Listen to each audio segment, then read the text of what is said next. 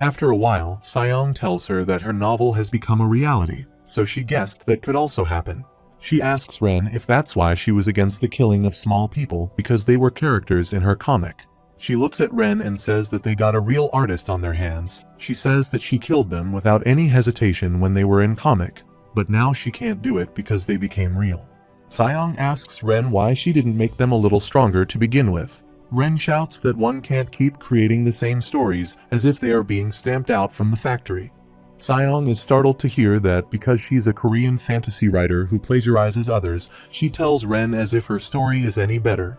She tells Kim that counts in this world talk casually to dukes and not get her started on the knights. All of them are good for nothing pretty boys. Ren is embarrassed and she tells Seong to wait. Seong glares at her and tells her to shut up. She says that it is all because of Ren that they are going through all this, and she asks Ren if she begged the Docubai to make her world a reality. Seong tells Ren that her comic must have bombed, so she wanted to make everyone who badmouthed her comic come into this world to die. That's probably what she wished for, and the Docubai probably said something like her wish was his command and made it happen. Ren says that is not true and asks how something like that could even happen. Kim thinks that Seong has quite an imagination, so it's no wonder she's a writer. Seong shouts, "Then what?" Kim thinks that he is curious about that too. Even though TWSA didn't say why Peaceland was selected to become one of its scenarios, if he finds out why, then he might be able to find out about TWSA's author too. Ren is about to say something, but Kim and Seong notice someone's presence and prepare for the attack. Kim brings out his sword and says that he is dying to know, but he doesn't think that they have time right now. Someone attacks them with shuriken. Kim tells them to run. Seong asks when did they catch up to them. Kim says that they are very good at keeping themselves hidden. Ren says that they must be the Wind Shadow Squadron. It's a squad consisting of non-human species who worship Izumi. Seong turns around and tells them that she will buy them some time. Kim asks if she is going to be alright, and she brings out her clones and tells Kim that he knows that she is a master at playing dead. Kim grabs Ren's hand and says that he will give it to her then. Seong is fighting the Wind Shadow Squad. Kim tells Ren that they don't have much time, they need to find him. Ren tells Kim that she doesn't know what he means. Kim asks Ren to tell him where returnee Kyrgios is, and Ren says she doesn't know. Kim remembers that TWSA only mentions in passing that Kyrgios is in Peaceland during this time, but he doesn't actually appear in the novel. Ren tells Kim that she has never created such a character and that all the characters in her comic are weak. Suddenly, someone attacks from behind. Kim thinks that they must be the few whom Seong failed to stop. He says that he didn't want to do this here, but here goes. Kim tells Ren that Peaceland's publication is on its 11th episode, and she couldn't even have it published in book form due to troubles with her publisher. Ren asks how he knows that. Kim says that he gets how badly she wanted to draw a comic in the classic fantasy genre, but her comic isn't a classic fantasy novel. Kim exchanges blows with the Wind Squad and tells Ren that after she sees how the readers react to her comic, she introduces a new character out of spite. He is strong, unlike any other character in Peaceland. Ren is shocked and asks how Kim knows all of that. Kim says that although he only appeared once because her comic ended abruptly, that doesn't mean she can pretend that he never existed. Kim thinks that she didn't like the comic she drew because that comic is what ruined her life. But when her comic became a reality, she couldn't bring herself to destroy the world she created with her own hands because she was once the god who created this very world. Kim tells Ren whether she likes it or not. This is a world she created, and all the characters here are her creations, and she should take responsibility for them. No matter how little, there are still people out there who used to read her story. The system notifies Kim that he has a high understanding of the character Ren, and she is touched by his sincerity. Kim is trying to protect Ren from the attacks. She tells Kim that he is right, and that she needs to beg for their forgiveness. The system notifies that the character Asuka Ren's attribute, Creator of the Peaceland, has been activated. Numerous tree branches start protecting them both from the Wind Squad. Asuka grabs Kim's arm and starts running. Kim asks what is wrong with these trees, and Ren tells Kim to run this way. Suddenly, a voice comes from somewhere and asks who goes there. The Wind Squad catches up to them and suddenly gets struck by lightning and dies. The voice asks again who goes there. Kim thinks that it is the lightning and thunder of the White Storm. A voice that sounds like a constellation, a true voice despite not being one, a power so strong that it can turn catastrophes into dust despite being a small person, the most powerful returnee of TWSA born on Peaceland, Kyojo's Rodgrain. Kim thinks that most incarnations consider Constellation to be the most powerful beings in Starstream, but there are other beings who are powerful enough to go against constellations. There are demon kings who refuse their chance to become constellations, and even dragons who rule at the top of the food chain as monsters if there is a question that humans could ever reach a level where they could oppose a constellation. Then the answer to that question is standing right before him. Kim tells Kyrgios that it is an honor to be in his presence. He says that it is interesting they have sacrificed their own existence for the survival of another planet. He will let them live this time, seeing how brave they are. He tells Kim to take his friend and get out of his sight. Ren faints after hearing his voice. Kim thinks that returnees are the beings who were born with special talents and transcended their mortal existence thanks to the blessings of Starstream. Asking such brings Kyrgios blessed with enough powers not to be drawn into the magnetic force the Dakibai scenario exerts on men. Kim tells him that he must have a word with him, and Kyrgios asks if he considers himself worthy of his time. When he is the white storm of paradox, he glares at Kim. Kim feels a lot of pressure and thinks that he is strong.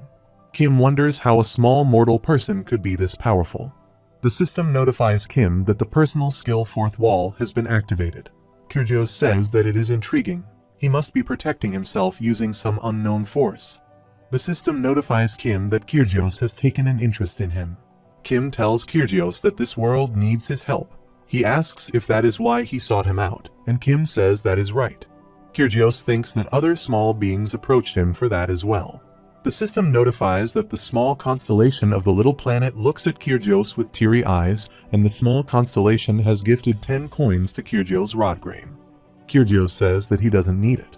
The small constellation of the little planet is in shock. Kyrgios says that all things are due to expire someday, just as all stories must come to an end, and for this planet, the end is now. Kim asks them why he returned here when he had left Peaceland a long time ago. Kyrgios looks at Ren and says that something has called for him. Kim tells Kyrgios not to fool himself. Kim asks if he has not come back to protect his home planet. Kyrgios says that he doesn't have any fond memories of this place. Kim says because this is where he was born weak. Kyrgios is shocked to hear that. Kim says that it is the mother planet that brought him into existence in that cursed body of his. Kyrgios tells Kim to watch his words and not make him repeat himself. Kim asks if he is scared of those constellations who toy with his world and of that conniving serpent. The ground starts breaking under Kim, and he coughs blood. Kyrgios glares at Kim and says that if he wishes to die, then he shall grant him that wish. Kim tells him not to lie about the real reason he came here. He tells Kyrgios that he came here to watch this planet die, and he knows that Kyrgios is not able to use his full powers to their true potential because of plausibility clauses.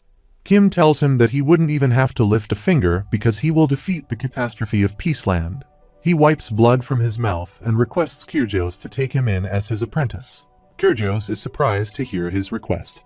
There's red lightning around Kyrgios. Kim thinks that is the plausibility storm. It must be because he killed those 2 Wind Shadow Squadron members earlier, and since he wasn't summoned because of the scenario, he will be under immense plausibility limitations, even if it isn't as much as what the constellations feel. Kim says that the heavens must be asking him to fable a disciple about now, so take him in as his disciple, and he will defeat the catastrophe of Peaceland for him.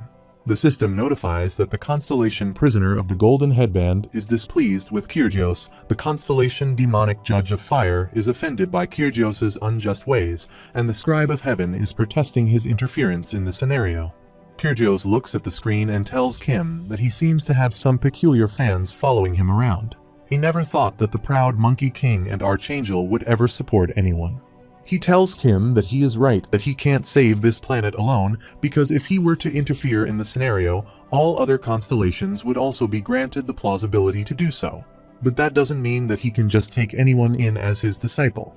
Kyrgios looks furious and says that he doesn't accept outsiders as disciples, and besides, Kim is not qualified enough to carry on the legacy of his strength.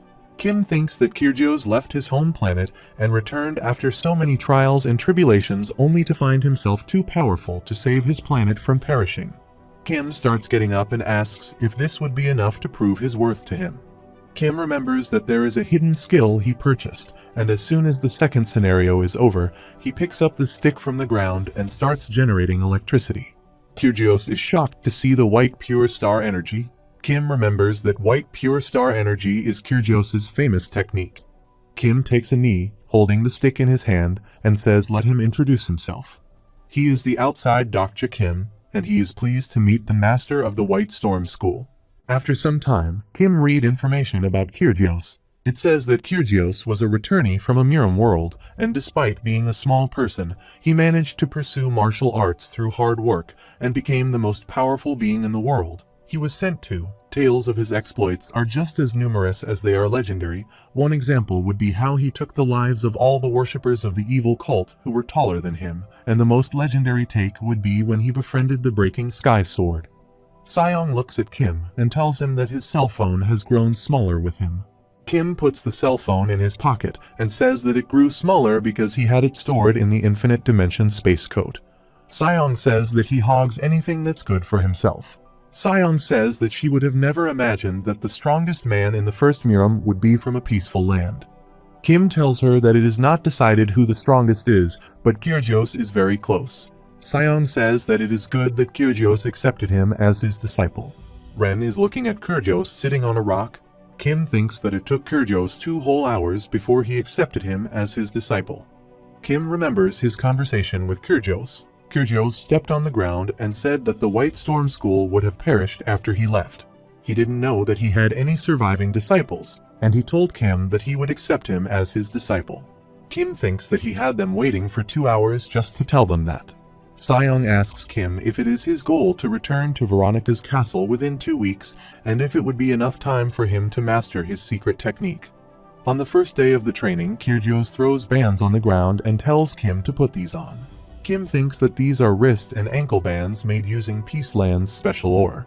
Kim thinks that today must be his lucky day and puts on the bands. The system notifies Kim that metallic training bands restrict his body. Kim's hands drop to the ground due to the weight of the bands. Kyrgios tells him that those are the lightest ones he has, and while wearing them, he should repeat this stab 1,000,000 times. Kim thinks that is just a basic stab. Kyrgios tells him that the most important thing in mastering martial arts of the clan of the White Storm School is that they seek to expand the smallest point, since the universe stems from one extremely condensed and tempered point. Kim thinks that he has no idea what that means. On the second day of the training, Kyrgios tells Kim that those who were born big like him don't know what it truly means to be small. Kim is practicing the basic stab and says that humans aren't that big themselves. Kyrgios says that he is right. From the perspective of the universe itself, all beings are smaller than a speck of dust, so it is wrong to call small people small. Even humans are but a speck of dust. Kim thinks that it sounds like he is overcompensating for his small stature with this theory. Kyrgios tells him that the smaller he is, the closer he is to the true nature of the universe, and it makes it easier for one to understand the essence. Kim asked what that had to do with this exercise. Kyrgios says, and that's why he doesn't normally associate with the likes of him. On the fourth day, Kyrgios is angry at Kim and tells him to focus. He tells Kim that if he was born weak, then he should make up for it by trying even harder.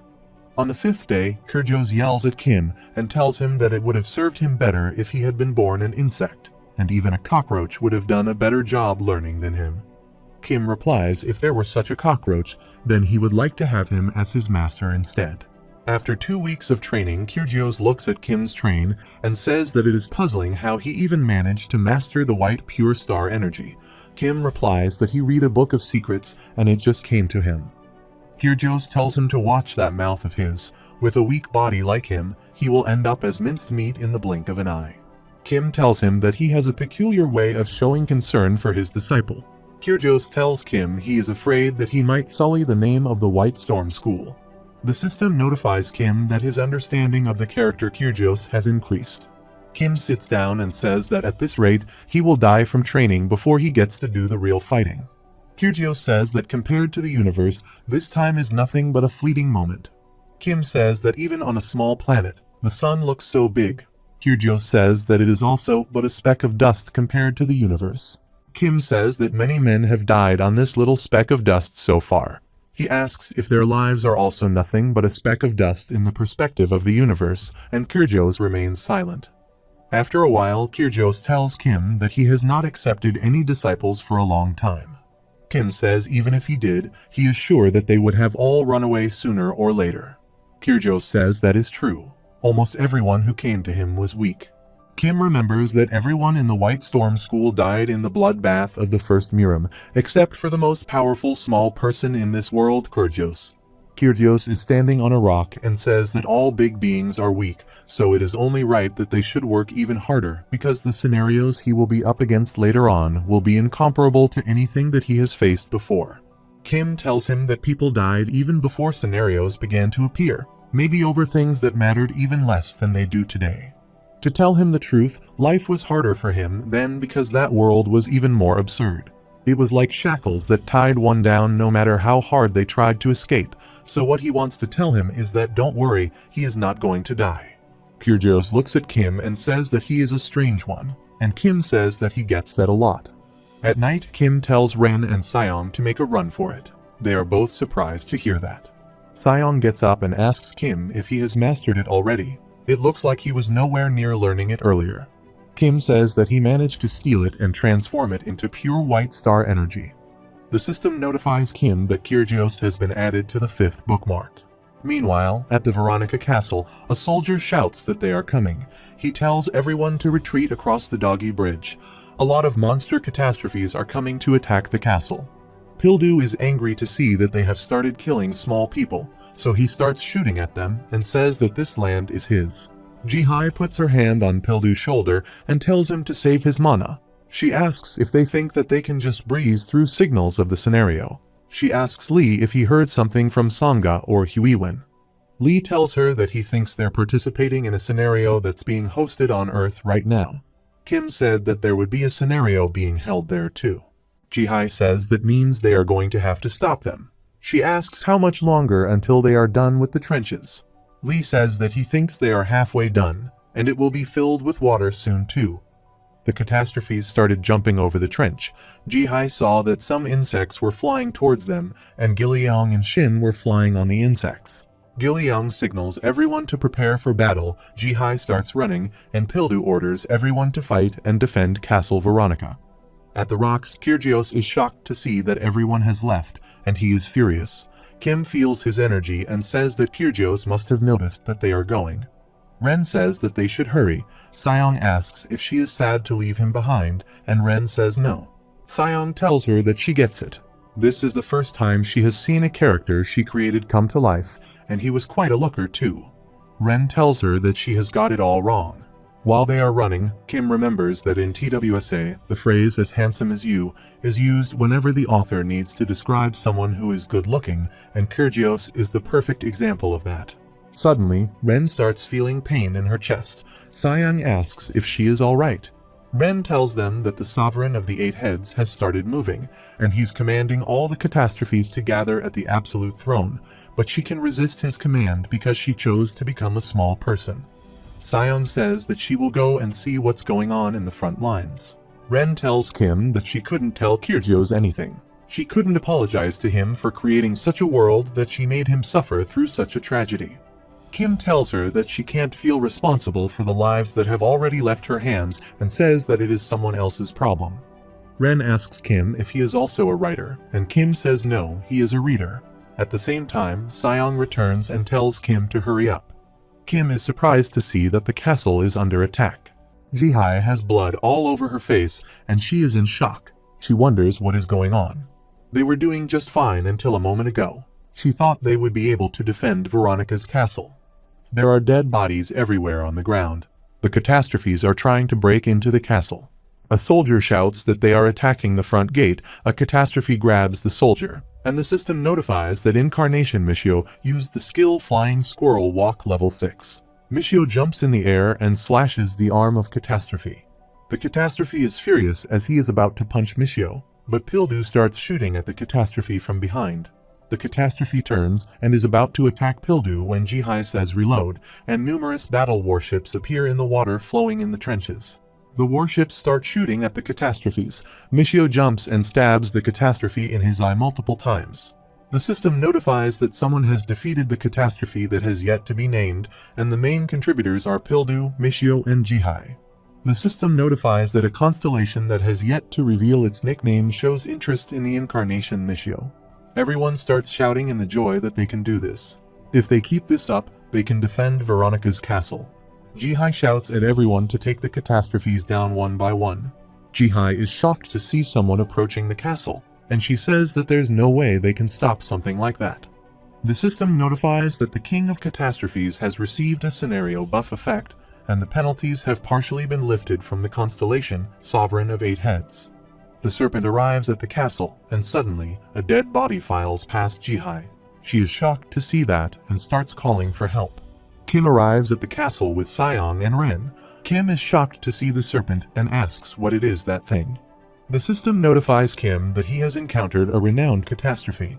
Ren is shocked to see Izumi, and the system notifies that the King of Catastrophes reveals himself. Kim is worried about his friends. He looks around and sees that his friends are fine, but they have lost their will to fight. Kim thinks that everyone here is now just prey for that fabled constellation to hunt down. The system notifies that the shadow of the constellation, the Sovereign of 8 Heads, has manifested itself in the scenario. Ren starts shaking and says that they should not fight him.